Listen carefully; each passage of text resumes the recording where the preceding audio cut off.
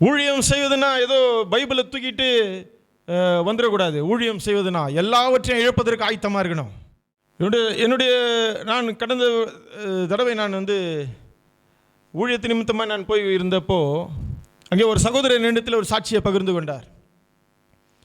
அந்த சகோதரர் சபை நடத்துகிறார். அந்த சகோதரர் என்கிட்ட சொல்கிறாரு, ஒரு தடவை கத்தர் ஒரு வெளி ஊருக்கு அனுப்பினார் ஊழியத்தை நிமித்தமாக. 3 நாள் கன்வென்ஷன். 3 நாள் கன்வென்ஷனுக்கு போனவர் அங்கே போயிட்டு 2வது நாள் அவர் பிரசங்கத்தை போகிறதுக்கு முன்னாடி இவருடைய மொபைல்லாம் சுவிட்ச் ஆஃப் ஆகிருக்குதுன்னு சொல்லிட்டு அவர் கூட்டத்துக்கு அழைத்தவருடைய நம்பரை கொடுத்துட்டு போனாங்க. எதனா அவசரம் இருந்தால் என்னை அவர் அந்த நம்பரில் தொடர்பு கொள்ளுங்கன்ட்டு. அந்த நம்பருக்கு ஒரு ஃபோன் வருது. அந்த பாஸ்டர் எடுத்து பேசுகிறாரு, அவருடைய தாயார் இறந்துட்டாங்க அப்படின்ட்டு நியூஸ்.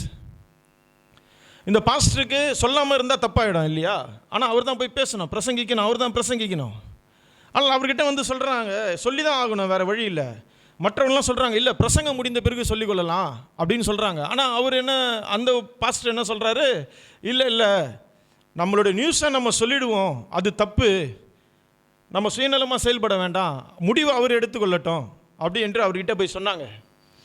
அந்த பிரதர்கிட்ட சொல்கிறாங்க, உங்கள் அம்மா மறிச்சிட்டாங்க, இப்போ தான் ஃபோன் வந்தது அப்படி என்று அவங்க சொன்ன உடனே, நீங்கள் வீட்டுக்கு கிளம்புங்க, நாங்கள் இங்கே இந்த கூட்டத்தை பார்த்துக்கிறோம் அப்படி என்று சொன்னபோது அவர் சொன்னாராம், இல்லை தேவனை விட எங்கள் அம்மா எனக்கு முக்கியம் கிடையாது. ஆமென்.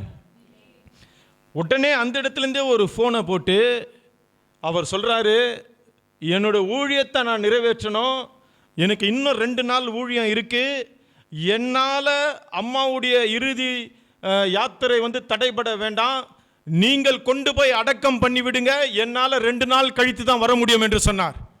கடைசி வரையிலும் அவங்களுடைய அம்மாவுடைய முகத்தை கூட பார்க்காம தேவனுடைய ஊழியத்தில் நிற்கிற எத்தனையோ பரிசுத்தவான்கள் இருக்கிறாங்க. பிள்ளைகளை எப்படி தயார்படுத்தணும்? பலவான் கையில் இருக்கிற அம்பை போல தயார்படுத்தணும். ஆமென். இங்கே ஏதோ சபைக்குள்ளே 4 ஆசீர்வாத வார்த்தைகளை கேட்டு ஸ்பிரிச்சுவல் சரியில்லை, என்னால் இப்படி நடக்க முடியல, என்னால் அப்படி நடக்க முடியலன்ட்டு பைத்தியமாக சுற்றி கொண்டிருக்கிற நம் மத்தியிலே தான் எத்தனையோ பரிசுத்தவான்கள் தங்களுடைய எல்லாவற்றையும் இழந்து இயேசுவை ஆராதனை செய்து கொண்டிருக்கிறார்கள். இயேசுவுக்காக எல்லாம் நம்ம மண்டையில் ஏற்றிக்கொள்ளணும். தாயும் தகப்பனும் தம்பியும் அண்ணனும் சொந்தங்களும் நண்பர்களும் இன்னும் 10 வருடமோ 15 வருடமோ இந்த உலக வாழ்க்கை தான். ஆனால் கோடா கோடி வருடம் நீ இயேசுவோடு வாழப் போகிறாய். அந்த வாழ்க்கைக்கு முக்கியத்துவம் கொடுத்து கிரியை செய்யணும். இதுதான் கிறிஸ்தவம். கிறிஸ்தவம் என்பது பெற்றுக்கொள்வதல்ல, தேவனுக்காக எல்லாவற்றையும் இழப்பது. ஆமென் சொல்லுவோமா? இன்றைக்கு இருக்கிற ஊழியக்காரங்க கிறிஸ்தவத்தை தவறாய் சொல்லி கொடுத்துறாங்க. கிறிஸ்தவம் என்பது ஆசீர்வாதத்தை பெற்றுக்கொள்வது அல்ல. கிறிஸ்தவம் என்பது மற்றவர்களை நாம் இழந்து மற்றவர்களை ஆசீர்வதிப்பது. ஆமென். நம்முடையதை இழந்து மற்றவர்களை ஆசீர்வதிப்பது, அதுதான் கிறிஸ்தவம். இப்படிப்பட்ட ஊழியர்கள் நான் ஏற்கனவே சொல்லியிருக்கிறேன். சகோதரர் பெங்களூரில் நாங்கள் ஊழியத்திற்கு சென்றபோது அவருடைய பிள்ளை விடியற் காலையிலே 3 மணிக்கு அவருடைய பிள்ளை மரித்து விட்டது. அவருடைய குழந்தை 5 வயது குழந்தை மரித்து விட்டது. அவர் சபை நடத்தி கொண்டிருக்கிற ஒரு ஊழியர். கர்த்தர் அவருடைய குழந்தையை எடுத்துக்கொண்டார். அவர் அந்த சபை முடிச்சுட்டு அவர் சொல்கிறாரு, அந்த குழந்தை எல்லாருமே அவர் கூட இருக்கிறவங்களாம் சொல்கிறாங்க, இன்றைக்கு நாங்கள் சபையை நடத்தி கொள்கிறோம், நீங்கள் இங்கேருந்து பாருங்கள், குழந்தையோட விஷயத்தை பாருங்கள் அப்படின்ட்டு. அந்த துக்கத்திலும் அந்த கஷ்டத்திலும் அவர் இல்லை என்னுடைய குழந்தை நிமித்தமாக தேவனுடைய ஊழியம் தடைபடக்கூடாது என்று சொல்லி போய் ஆராதனை நடத்தி அந்த ஆராதனை முடித்து விட்டு குழந்தையை கொண்டு போய் அடக்கம் பண்ணார். ஆமென். இப்படிப்பட்ட மனிதர்கள், இப்படிப்பட்ட தேவ மனிதர்கள் நம்மத்திலே வாழ்ந்து கொண்டிருக்கிறார்கள். இங்கே நாம் பார்க்குறோமே எத்தனையோ கல்லூரிகளை, எத்தனையோ மருத்துவமனைகளை, எத்தனையோ பள்ளிக்கூடங்களை. இவர்களெல்லாம் யார்? இதெல்லாம் யார் கட்டினது?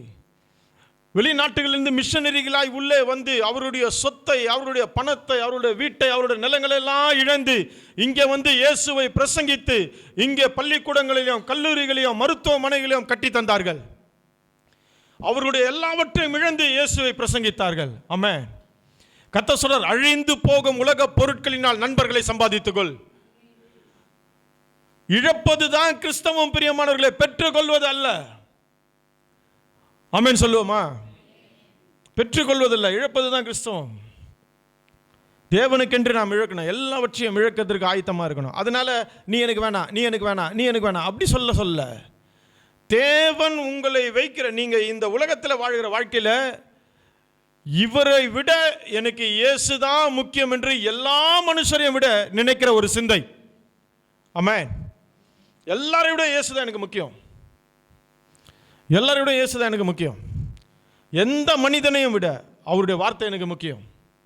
அதுக்கு பேர் தான் நான் அவர் மேலே அன்பாக இருக்கிறேன், அதற்கு பேர் தான் நான் அவரை நான் நேசிக்கிறேன் என்ற அர்த்தம். நான் எவ்வளவோ ஜெபிக்கலாம், உபவாசிக்கலாம், நான் எவ்வளவோ ப்ரேயருக்கு கூட்டத்திற்கு எல்லாத்துக்கும் போகலாம், ஆனால் சுபாவம் மாற்றம் எனக்குள்ளே இல்லைன்னா எல்லாமே வீண் பிரியமானவர்களே, எல்லாமே வீண். நீங்கள் தேவனை அன்புள்ளவர்களாய் நீங்கள் தேவனை தேடணுன்னா அவர் கற்பனைகளை கைகொள்ளுங்க. ஒரு சிறு விஷயமா இருந்தாலும் விடாதீங்க. ஒரு வசனத்தை பார்த்தா அதுக்கு முன்பாக தலை வணங்குங்க. ஆமென். அதுக்கு முன்பாக தலை வணங்கி இதை நான் செய்கிறேன் ஆண்டவரே எனக்கு உதவி செய்யும் என்று சொல்லுங்க.